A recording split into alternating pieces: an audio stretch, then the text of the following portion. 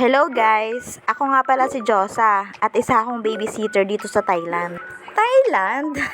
Bakit ba kasi pinangalanan ng PNG ang Joy dishwashing liquid ng Joy? Samantalang malungkot naman kaming mga naguhugas. Sino ba naman kasi ang maghuhugas na masaya? Sabihin nyo at kakausapin ko. Habang naghuhugas nga ni ako dyan, ay sinusulyapan ko ang kambal at baka nagtumbling-tumbling na yung kung saan-saan. Pagkatapos nga ni maghugas, ay nagsaing na ako para ulam na lang ang lulutuin mamaya. Nagutom nga ni dyan si Biana kaya nagtimpla ako. 2 scoops lang nga ni muna, tas madaming tubig kasi nagtutubol naman yan siya.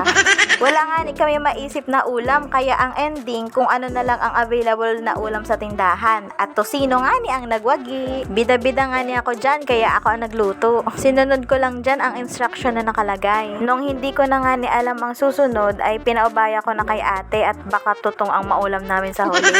Sa tosino nga ni ay Pampangas best ang pinakamasarap sa lahat ng natikman ko. Promises. Kayo ba guys, ano ba ang pinakamasarap na tosino na natikman nyo? Comment nyo nga at mag-usap tayo. Adi na nga ni at nagkaon ka na love? Kaon na. Dahil nga ni umikot na naman ang mundo ko dahil sa ulam, mag-atsara muna. Dala pa namin to fresh from Philippines. From Kasiguran to be exact. Masiramon ba? Pagkatapos nga ni ng lafang ay sihugas na naman.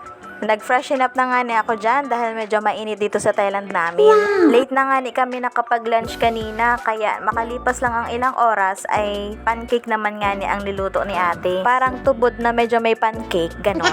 Adi na naman nga ni at kaon ta. Minsan nga ni try namin magmukbang. Suggest nga ni kayo pwedeng kainin. Wag naman yung pang-high blood at baka hindi na tayo masinaga ng araw niya. Masarap nga ni ang pancake kapartner ng kape. Kaya ikaw, sign mo na to para magkape. Asikaso na.